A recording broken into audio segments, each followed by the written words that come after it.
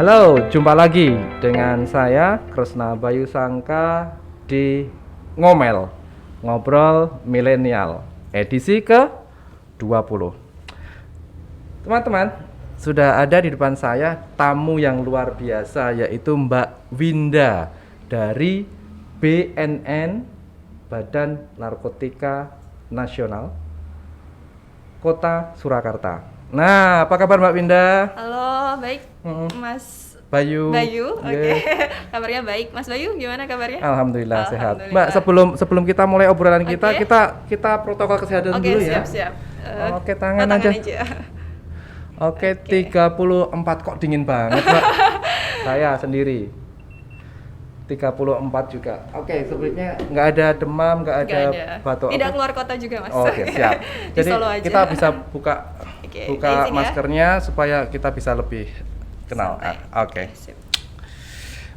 Mbak Winda. Yes. Ini kan Badan Narkotika Nasional ini kan sudah ada sejak lama ya. Nah, ini bersama kita hari ini sahabat milenial, sahabat Solo Bersimfoni pengen dong tahu lebih banyak tentang BNN, khususnya program-programnya. Saya dengar kan bentar lagi ada yang namanya Hani ya? Yes, Hani. Hi Hani, how are you? I'm good. Oke. How are you? Ya, tapi bukan itu. Hani adalah HANI. Nah, mungkin bisa diceritakan Mbak tentang BNN dan tentang Hani ini. Monggo, Mbak. Halo, selamat siang, malam, sore, siapapun yang lihat podcastnya dari Solo Bersimfoni. Jadi kami dari BNN, fokusnya kami adalah Badan Narkotika Nasional yang bekerja adalah lembaga non-kementerian di bawah Presiden. Kami bertanggung jawab langsung kepada Presiden. Tapi kami punya branch atau cabang atau misalnya di wilayahnya masing-masing ada di provinsi, semua provinsi, dan ada di beberapa kota dan kabupaten. Nah, di kota Solo Raya sendiri baru ada di kota Surakarta, kayak gitu. Fokusnya memang ada di 3 core. Satu pencegahan dan pemberdayaan masyarakat. Yang kedua pemberantasan dan yang ketiga rehabilitasi. Wah, gitu. Keren banget. Itu kalau Hani tadi kapan, Mbak?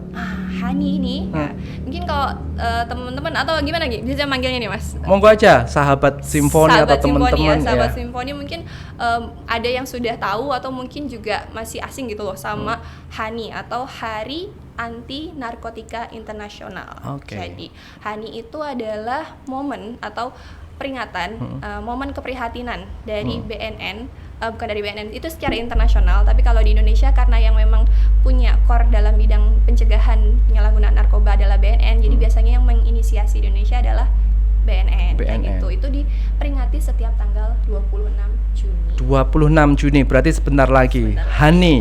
Hani Hari Anti Narkotika Internasional. Jadi ini BNN perannya adalah untuk mengedukasi, mencegah dan merehab ya. Merehab dan memberantas untuk penyalahgunaan dan peredaran gelap narkoba. Ini kalau untuk yang ditangani BNN saat ini, Mbak, misalnya ini seberapa rentan sih remaja, pelajar, mahasiswa ini untuk masuk ke dalam lingkaran setannya narkotika ini? Nah, jadi kalau kita punya semacam penelitian gitu, Mas, dengan terakhir dengan LIPI tahun 2019 terkait prevalensi penyalahguna di Indonesia. Terakhir itu sekitar 1,8% dari penduduk Indonesia. Terlihat angkanya kecil, tapi ketika diangkakan prevalensi itu lebih dari 3 juta orang yang menyalahgunakan narkoba di usia produktif. Jadi dan yang paling banyak menggunakan itu paling pertama kali make itu dari umur 9 tahun. 9 tahun. 9 tahun sudah ada yang make. Nah, dari 9 tahun ini ternyata ketika dilihat kelompok mana sih yang paling banyak make? Kelompok pertama adalah pekerja dan yang kedua adalah remaja. Kenapa remaja banyak dipakai? Banyak dijadikan sasaran seperti itu karena dianggap sebagai konsumen jangka panjang. Berarti mereka juga pakai market research ya, ternyata ya. Kurang ajar betul. Yes, betul. Karena kan kita tahu ya kalau orang yang sudah dewasa mungkin masa hidupnya dengan ketergantungan, kemudian kemungkinan dengan overdosis itu kan paling cuma bertahan 10 tahun, 15 tahun. Tapi kalau mereka sudah dikenalkan dengan narkoba dari usia dini, jenis-jenis yang akan dipakai lebih banyak, keuntungan untuk bandar dan pengedar justru akan lebih besar. Bahaya benar nih. terkait dengan prevalensi atau preventing. Preventing pasti kan ada banyak pendekatan nih. Ya, betul. Nih, kira-kira pendekatan apa aja sih yang dilakukan oleh BNN? Okay. Ya. Kalau dalam bidang pencegahan atau preventing drugs abuse ini, kita punya 3 core yang memang kita sebelum itu saya mau kenalin dulu sama yang namanya hidup 100%. Jadi BNN itu punya tagar atau tagline selain yang sekarang digaungkan tahun ini adalah war on drugs. Jadi kan walaupun war on drugs, perang melawan narkoba, kita punya pendekatan secara soft power, hard power dan smart power. Jadi kalau hard power itu tadi di bidang pemberantasan, tapi kalau smart dan soft power itu lebih banyak ke bidang pencegahan. Misalnya hidup dengan hidup 100%. Jadi hidup 100% ada 4 fokusnya. Sadar, sehat, produktif dan bahagia tanpa narkoba. Pertama kita sadar dulu, apalagi remaja nih kan, banyak mencari jati diri, mudah terpengaruh sama teman kayak gitu. Jadi kita sadar dulu siapa sih diri kita, apa tujuan kita, apa yang mau kita capai, apa landasan kita melakukan sesuatu. Tahu membedakan mana yang benar dan yang salah, itu kita sadar terhadap diri kita sendiri. Kedua, sehat, pola hidup sehat, baik secara fisik, psikologis, pertemanan, ekonomi dan lain sebagainya. Yang ketiga, produktif. Kalau kita sudah sehat, pasti kita akan produktif. Baik nih teman-teman remaja kan ya, ada yang di sekolah, perannya di rumah sebagai anak, kakak, adik, kemudian ataupun di organisasi, termasuk di Sahabat Solo Bersimfoni gitu ya, ikut dalam forum, kemudian perkumpulan remaja. Kita di situ produktif untuk melakukan kegiatan-kegiatan yang positif. Kalau kita sudah sadar, sehat, produktif, insya Allah hidup kita akan bahagia dan narkoba itu gak akan ada di pikiran kita sama sekali. Ini adalah salah satu membentuk ketahanan, betul. Ketahanan diri terhadap narkoba. Dan ini memang diperlukan kerjasama, bukan hanya secara personal, tapi juga lingkungan. Betul. Dan ini pasti sangat related ini dengan nilai-nilai Hastalaku nih, ya kan teman-teman kan kita punya Hastalaku tuh Mbak. Hastalaku itu dari nilai-nilai luhur budaya Jawa yang kita kemas untuk toleransi, untuk perdamaian. Misalnya ini ada gotong royong, guyub rukun, grapyak semana, lembah mana, andap asor, pangerten dan tepos liro. Ya, jadi intinya kalau melihat teman kita yang terjebak atau udah mulai deket-deket nih, ya kita karena kita pangerten ya kita harus itu dong mengajak mereka untuk kembali ke jalan yang lagi. benar Kan bukan gotong royong untuk yang ayo barengan aja gitu. Keren banget ini. Saya jadi tertarik untuk ikut kegiatannya BNN karena sangat-sangat positif ini ya Mbak ya. Bisa banyak. Jadi tadi yang seperti Mas Bayu bilang gitu bahwa narkoba ini bukan, kalau ada yang teman-teman yang di luar gitu yang make toh itu uang saya, toh itu badan saya. No, kalau misalnya orang pakai narkoba itu problemnya bukan di personal, tapi ada masalah masyarakat di sana. Kalau sudah ada satu orang yang make, kemungkinan di situ ada pengedar, di situ ada bandar. Kalau kita hanya diam, makanya kan sekarang tagline-nya BNN, kamu jangan hanya diam gitu. Saatnya kita war on drugs gitu. Jadi kita perangnya bukan secara personal gitu, tapi kita bareng-bareng. Jangan cuma diam, kita perhatian juga tadi. Gotong royong, kemudian pengertian, perhatian, saling menghargai lingkungan sekitar. Karena banyak faktor pakai narkoba itu awalnya dari lingkungan pertemanan. Betul sekali. Jadi kalau sifatnya kita dianggap kepo, gimana kabarmu kan jangan dianggap kepo ya. Jangan baper juga. Kok pengen tahu banget gitu hidup gue. Apa sih masalah lo? Gue bukan kayak gitu dah ya. Tapi kembali lagi ini membangun kepribadian. Ya, membangun kepribadian yang anti narkoba. Tadi kan ada step by stepnya ya Mbak ya. Betul. Step by stepnya, dan ini programnya BNN juga get along in this certain area ya. Misalnya di Solo misalnya apa Mbak? Misalnya asertif, meningkatkan asertiveness kayak betul. gitu ya. Jadi kita punya, selain tadi hidup 100%, gimana caranya kita untuk meningkatkan ketahanan diri remaja? Itu sebenarnya fokusnya 3. Pertama adalah self regulation ya tadi. Kita mengenal diri kita sendiri dulu. Kita sebelum katanya kan siapa yang mengenal dirinya, mengenal Tuhannya gitu kan ya. Betul. Siapa yang mengenal dirinya pasti tidak akan mudah terpengaruh oleh lingkungan yang lain. Kita akan mudah beradaptasi dengan yang lain. Yang kedua adalah assertiveness tadi yang Mas Bayu bilang, kemampuan kita untuk menolak atau misalnya menentukan mana yang baik dan yang benar gitu. Jadi kalau kadang lingkungan ngajakin kita untuk ayo, kayak saya dalam tanda kutip ya, kalau anak remaja kan biasanya yang baru-baru nih rokok nih gitu ya, tembakau nih gitu.